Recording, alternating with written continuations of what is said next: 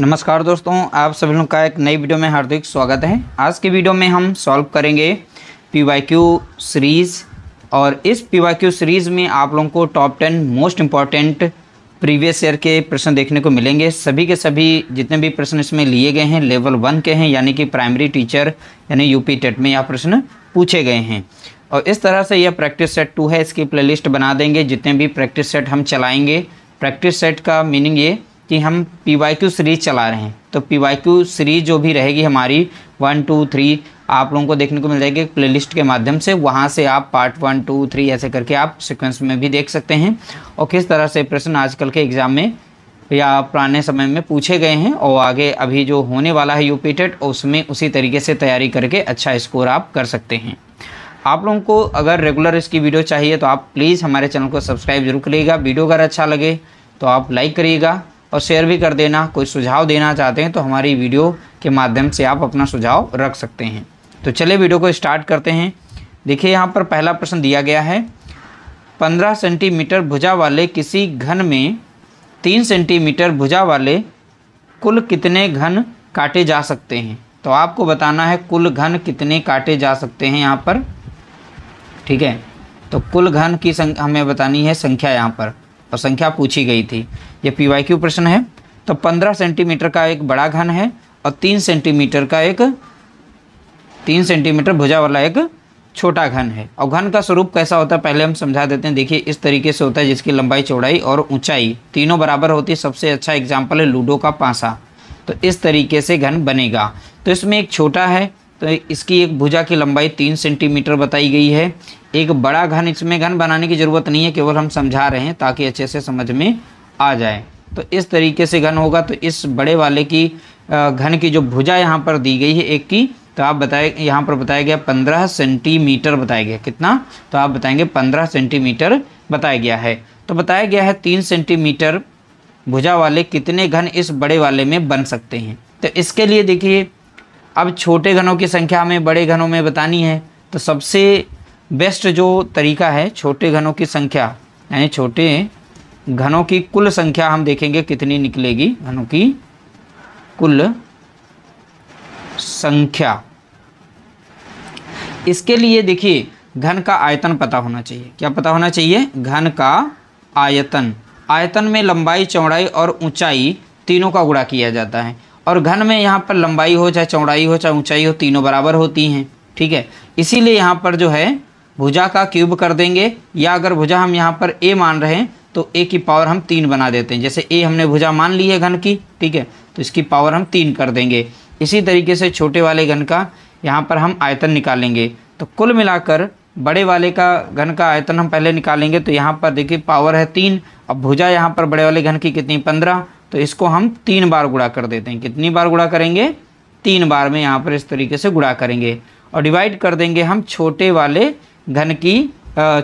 घन के आयतन से। तो छोटा वाला घन जो है उसकी साइड कितनी है? तो आप बताएंगे 3 सेंटीमीटर की। तो छोटे वाले घन का आयतन निकालेंगे तो उसमें भी 3 बार भुजा को गुणा करना पड़ेगा। तो यहाँ पर कितना है? 3 है। तो 3 को 3 बार लिखेंगे, ठीक है। तो छोटे वाले घन का यहाँ पर आयतन निकल आया, ऊपर हमने निकाल दिया बड़े वाले घन का आयतन, ठीक है। तो अब बारी बारी से काट सकते हैं। 3 पचे 15, 3 कम 3, 3 पचे 15 लगेगा, 3 कम 3 और 3 पचे 15 और 5 गुणा 5 है। तो 5 की पावर कितनी? 3। जब इसे सॉल्व करेंगे तो आपको यहाँ पर मिलेगा 125। आपस में गुणा करिएगा, 5 25, 25 पंजे कितना हो जाएगा? 125। तो छोटे वाले घनों की कुल संख्या यहाँ पर कितनी बनेगी बड़े वाले में? तो आप बताएंगे 125 घन निकलेंगे।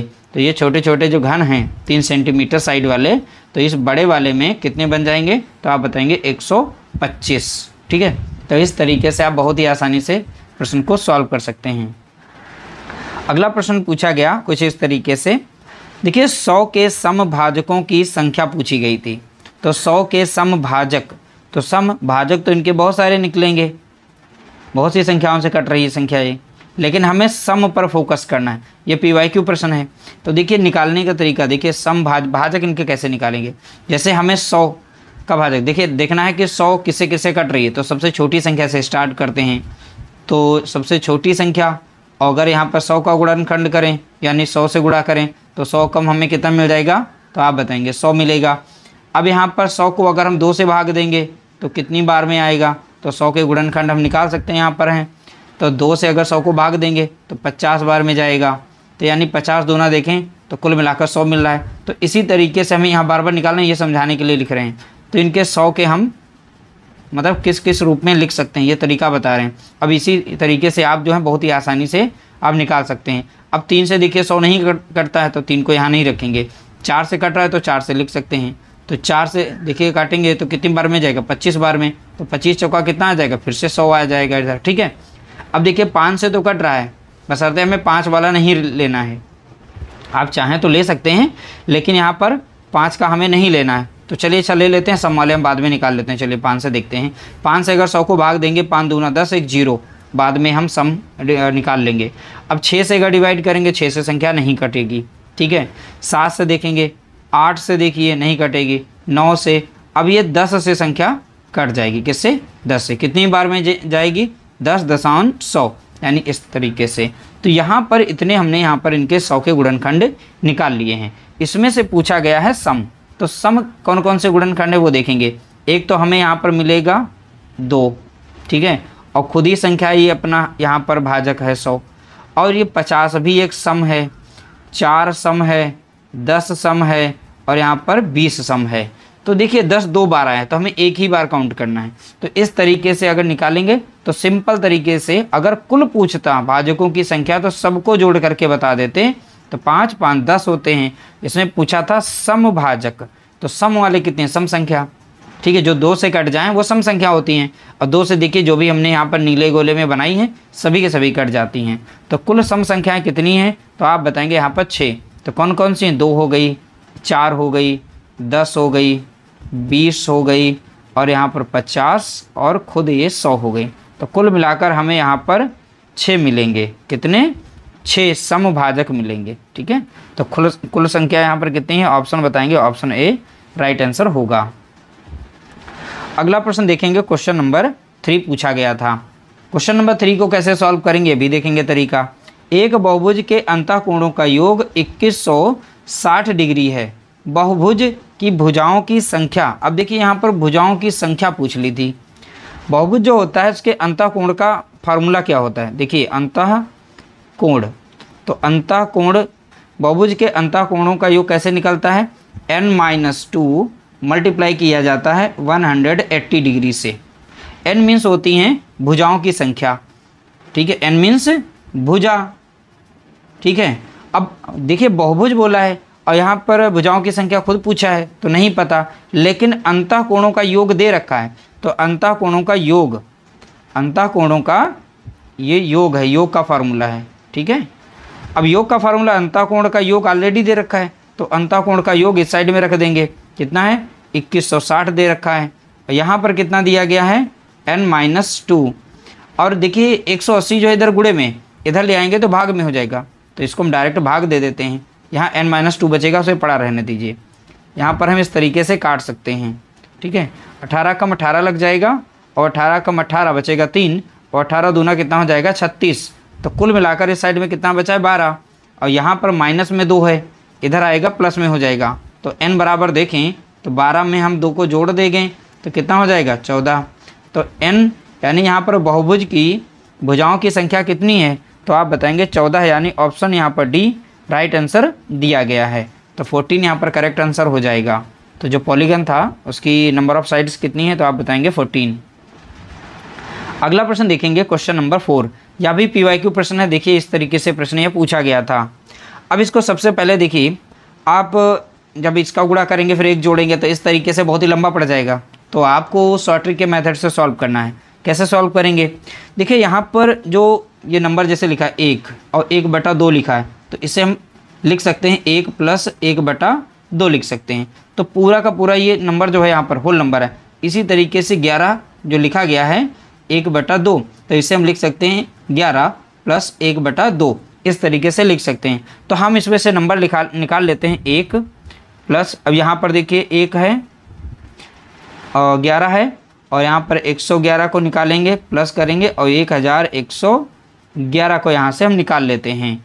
बाकी हम प्लस कर लेते, देखिए ये नंबर हमारे एक साइड में रहेंगे अब बाकी यहाँ पर देखिए 1/2 कितनी बार है, 1/2, 1 2 3 4, तो इनकी 4 संख्या से गुणा कर देंगे। 1/2 कितनी बार आया है, 4 बार, तो इस तरीके से लिखेंगे। अब इसे सॉल्व करेंगे, देखिए 2 कम 2 कट जाएगा, 2 दूनी 4, इसे सॉल्व करेंगे कुल मिलाकर हमें कितना मिलेगा, यहाँ पर 2 मिलेगा। अब इसे सॉल्व करते हैं बहुत ही सिंपल तरीके से। देखिए जब कभी इस तरीके से कंटिन्यूस में नंबर है, 1 हो, 11 हो, 111 हो, एक एक बार बार बढ़ रहा हो, तो आपको मैक्सिमम नंबर देखनी कितनी है, 1 2 3 4 हैं, तो आपको लिखना है 1 2 3 4, बढ़ते क्रम में लिख देना है, ठीक है, बढ़ते क्रम में, बस सॉल्व हो गया। हमें जोड़ना नहीं पड़ा, ऑटोमेटिक जुड़ गया। देखिए कितना आसान था। अब प्लस में यहाँ पे 2 था, प्लस में इस साइड में 2 मिला था, तो 2 को जोड़ेंगे तो कितना हो जाएगा, 12 36 हो जाएगा। तो देखिए कितनी आसानी से, हमें ज़्यादा मेहनत भी नहीं करनी पड़ी, बहुत ही आसानी से हमारा आंसर यहाँ पर निकल चुका। ऑप्शन देखिए यहाँ पर जो पहला करेक्ट आंसर दिया गया है। अगला प्रश्न दिया गया, यदि सभी प्राकृतिक संख्याएं, अगला प्रश्न दिया गया, यदि सभी प्राकृतिक संख्याओं a और b के लिए, यहाँ पर देखिए एक समीकरण दिया गया है, a स्टार b का मान यहाँ पर दे रखा है a² + b² - ab, तो यहाँ पर पूछा गया है 9 स्टार 10 का मान, तो यानी 9 स्टार 10, तो 9 स्टार 10, जिस तरीके से यहाँ पर ये समीकरण दिया गया उसी तरीके से इसे सॉल्व करना है। कुछ भी नहीं था, बहुत ही आसान प्रश्न ये पूछा गया था। बशर्ते देखिए यहाँ पर ए, अभी समीकरण को पहले यहाँ पर लिख देते हैं ताकि अच्छे से समझ में आ जाए। तो देखिए a² दिया है + b² - ab दे रखा है। अब यहाँ पर दिया है 9 स्टार b, तो a × b तो दिया है, a स्टार b, तो a मान लो, इसे स्टार यहाँ पर लगा b, तो a का मान कितना है 9, और b का कितना दे रखा है यहाँ पर रिलेशन, देखो सॉरी यहाँ पर 10 था, ठीक, कितना हो जाएगा 10, तो a देखिए कितना है 9 और b कितना है 10, तो a के स्थान पर आपको रखना है 9 को, 9 का स्क्वायर करिए। अब फिर यहाँ b कितना है 10, तो 10 का यहाँ पर स्क्वायर करिए, माइनस, तो 9 गुणा कितना हो जाएगा 10 हो जाएगा। इसे सॉल्व कर सकते हैं, 9 9 कितना हो जाएगा 81, 10 दशमलव कितना हो जाएगा, तो आप बताएंगे 100, माइनस करेंगे 10 9 90। अब इन दोनों को जब जोड़ेंगे तो मिलेगा हमें कितना 181 मिलेगा, माइनस करेंगे 90 को, तो 90 को इसमें से माइनस करेंगे तो हमें मिलेगा 91। इसका मान जो निकल के आया है फाइनल वो 91 था, ठीक है, इसमें कुछ भी नहीं था, और बस रिलेशन इसका लगाना था, फिर वैल्यू पुट करनी थी, फिर उसके बाद सॉल्व करते आपका आंसर निकल आता। तो ये ही पूछा गया था। देखिए इस तरीके से भी प्रश्न पूछे जाते हैं, आसान होते हैं, बस एक बार समझ गए उसके बाद आप अटेंड कर लेंगे। अगला प्रश्न पूछा गया कुछ इस तरीके से, देखिए यहाँ पर ये प्रश्न पूछा गया था, अब किस तरीके से इसे सॉल्व करेंगे। बोला गया संलग्न में स्टार के स्थान पर संख्या होगी। अब स्टार यहाँ पे बनाया गया, तो स्टार का यहाँ पर मान बताना है, यही पूछा गया था। तो एग्जैक्ट मैंने प्रश्न रखा है, तो ध्यान रखिएगा, ऐसे भी रीजनिंग टाइप भी प्रश्न पूछ लिए जाते हैं, बशर्ते कठिन कुछ भी नहीं है, आपको लॉजिक लगाना है। तो यहाँ पर कौन सी संख्या होगी, तो देखिए यहाँ पर कुछ भी नहीं था, तो यहाँ पर ये पहली संख्या इसमें जोड़ी गई थी, यानी इन दोनों को यहाँ पर जोड़ा गया है, कुछ नहीं किया गया, ओनली जोड़ा गया था। 4 3 कितना हुआ, तब देखेंगे यहाँ पर 7 हो जाएगा, ठीक है। ऐसे यहाँ पर इन दोनों को जोड़ करके यहाँ पर संख्या बनाई गई है, तो इन्हें प्लस किया गया था। 3 2 कितना 5, यहाँ पर भी इन दोनों को प्लस किया गया। देखिए 7 और 8 कितना होता है, तो आप बताएंगे 15। इसी तरीके से यहाँ पर 6 और 5 को जोड़ेंगे, कितना बन जाएगा, स्टार के स्थान पर 11 आएगा। तो आंसर कितना होगा, तो आप बताएंगे 11। तो ऐसा भी प्रश्न ये पूछा गया था, ध्यान रखिएगा। और प्रेशर उस समय होता है एग्जाम के समय, तो समझ नहीं आता है, लॉजिक बहुत सारे लगाते हम लोग हैं, ठीक है। तो इस तरीके से भी यह प्रश्न पूछा गया था, बहुत ही आसानी प्रश्न ये था, और इस तरीके से हमने आंसर निकाला है। आंसर कितना हो जाएगा, तो आप बताएंगे 11 इसका राइट आंसर होगा, ऑप्शन डी करेक्ट आंसर। अगला प्रश्न देखेंगे, क्वेश्चन नंबर देखेंगे 7। यदि p का p% 36 हो तो p बराबर होगा। ये PYQ प्रश्न है, हमने नहीं बनाया इसे, ठीक है, ध्यान रखिएगा। ऐसे ये प्राइमरी लेवल में प्रश्न पूछे जाते हैं। यदि p का p% 36 हो तो p बराबर होगा। तो देखिए p का, तो p जो है लिखेंगे और का के स्थान पर आप इंटू लगाएंगे, फिर p%, तो p बटा कितना लिख देते हैं 100 लिख देंगे, प्रतिशत का साइन हटेगा तो नीचे कितना आ जाएगा 100, और कॉमा लगा है, उसके बाद बराबर है किसके, 36 के बराबर है। तो हमें p बराबर बताना है, यानी p का मान निकालना है, कुछ नहीं करना है। और 100 इधर गुणे में था, सॉरी डिवाइड में था, 100 डिवाइड में है, इधर हो जाएगा मल्टीप्लाई में। तो इसके साथ जब मल्टीप्लाई कर लेगा तो कितना बना लेगा 3600 हो जाएगा। पी आपस में हो जाएंगे, पी स्क्वायर बन जाएगा। अब पी बराबर कितना होता है, जब यहाँ से हटेगा तो अंडर रूट में कितना आ जाएगा 3600 यहाँ पर। अब 3600 ये परफेक्ट स्क्वायर नंबर है, किसकी है, तो आप देखेंगे ये 60 की होती है, तो हमें आपको स्क्वायर भी आने चाहिए। इस तरीके से पी का मान यहाँ पर कितना है, तो आप बताएंगे 60। ठीक है, तो पी का मान कितना हो जाएगा 60। ऑप्शन हमारा यहाँ पर पहला राइट आंसर दिया गया है। तो देखिए यहाँ पर पावर थी यानी पी को गुणा करेंगे तो ये नियम होता है करनी का, तो पी पर 1 होती है, ये आपस में जब गुणा कर जाएंगे तो इनकी पावर आपस में जुड़ जाती हैं। ठीक है, तो इसीलिए यहाँ पर पी स्क्वायर बना था, बाद में अंडर रूट यहाँ पर लगा देंगे, सॉल्व हो जाएगा, आंसर हमारा निकल आएगा। अगला प्रश्न देखेंगे, क्वेश्चन नंबर देखिए 8, कुछ इस तरीके से पूछा गया था। यहाँ पर एक नंबर दे रखी है, इस साइड में देखिए यहाँ पर 2 की पावर x है, 3 की पावर x है, 7 की पावर यहाँ पर z होगा, यहाँ 2 बना दिया, यहाँ पर z होगा। ठीक है, तब x y z का मान हमें प्लस करके बताना है। तो देखिए ऐसे प्रश्न को सॉल्व करेंगे, सबसे पहले इनके गुणनखंड हम निकालते हैं। तो यहाँ पर 2352 दिया गया है, तो इनका एलसीएम मेथड से आपको सॉल्व करना पड़ेगा। कितनी बार 2 आया है, कितनी बार 3 आया है, कितनी बार 7 आया है, ये निकालना होता है। तो देखेंगे 2 कम 2 लग जाएगा, 2 कम 2, 2 सत्ते 14, 2 छंग 12। ठीक है, 2 से फिर लग जाएगी संख्या, 2 पचे 15 और 2 अठे 16, 2 अठे 16, फिर से 2 बार लगेगा, 2 दूनी 4, 2 नाम 18, 2 चौके 8, फिर से 2 बस से लग जाएगा, 2 कम 2, 2 चौके 8, 2 सत्ते 14। अब अगली बार संख्या 3 से कटेगी क्योंकि 2 से नहीं कटेगी। अब 3 चौके 12 लग जाएगा, 3 नवा 27।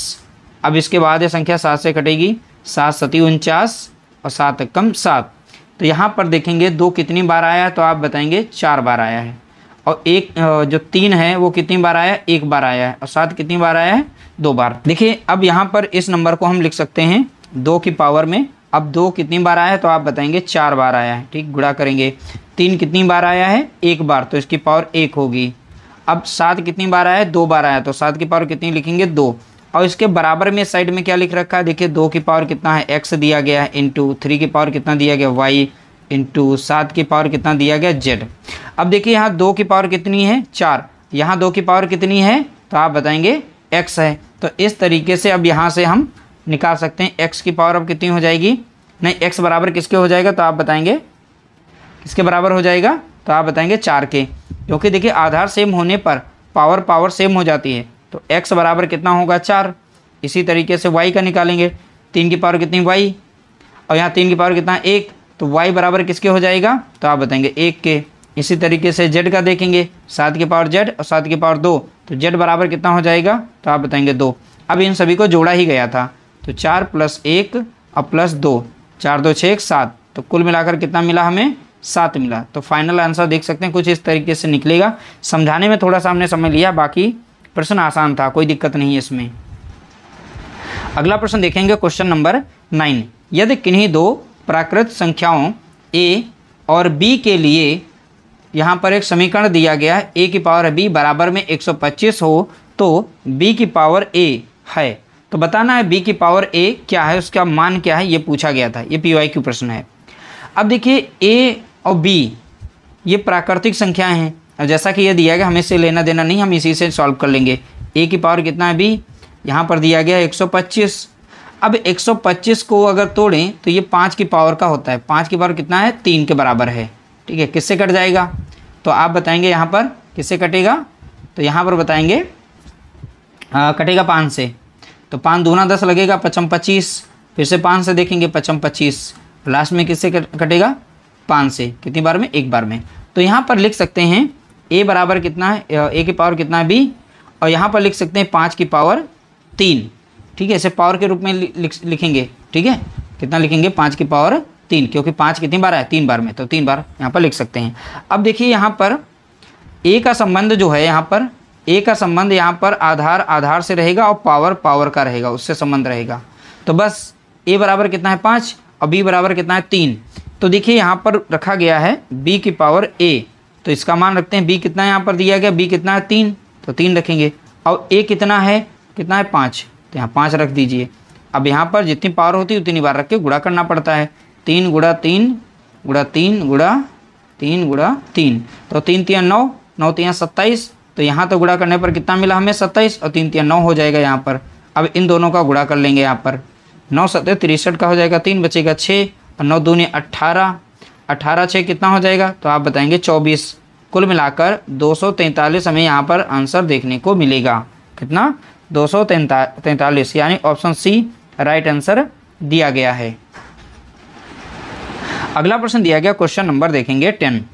बोला गया 1 से 10 तक की सभी प्राकृतिक संख्याओं से विभाजित होने वाली सबसे छोटी संख्या है।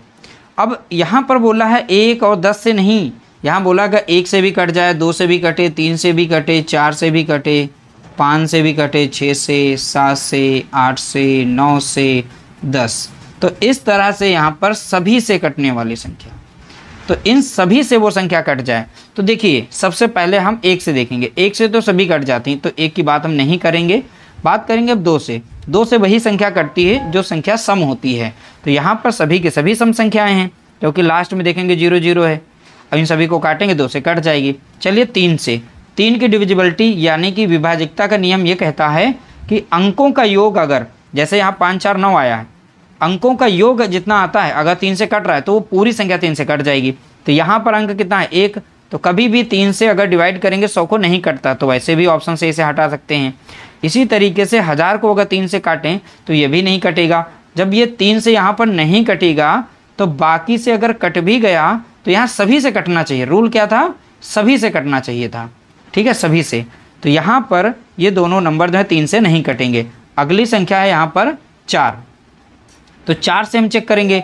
4 का रूल ये कहता है इकाई और दहाई के स्थान पर या तो डबल जीरो हो या तो ऐसे अंक हों जो 4 से कट जाएं। जैसे यहाँ 48 से कट जाएगा, 12 हो कट जाएगा, 60 हो तो कट जाएगा। तो यहाँ 2 अंक अगर कट रहे हैं 4 से तो वो पूरी संख्या 4 से कटेगी। तो यहाँ पर हमने देखा कि ऑप्शन सी तो 4 से कट रहा था, यहाँ पर इकाई और दहाई के अंक 4 से कट रहे हैं, लेकिन यहाँ पर 50 है, 50 को अगर 4 से भाग देंगे तो ये संख्या 4 से नहीं कटेगी, इसलिए ऑप्शन यह भी नहीं सही होगा। और ऑप्शन हमारा यहाँ पर सही हो जाएगा, ऑप्शन सी। एक ही बचा था, ये जो है 50 और 40 ये दी गई सभी संख्याओं से ये कट जाएगी। देखिए बाय ऑप्शन उससे भी लगा सकते हैं, इन सभी का एलसीएम निकालिए, एलसीएम ही होता है जो संख्या सभी से कट जाएगी, लेकिन कौन एलसीएम निकालेगा। अब इस तरीके से डिविजिबिलिटी के माध्यम से भी इसे बहुत ही आसानी से सॉल्व कर सकते हैं। अगर विभाजिकता का नियम अगर आता है आपको तो बारी बारी से आप फटाफट चेक करिए, आपका आंसर जो है निकल आएगा।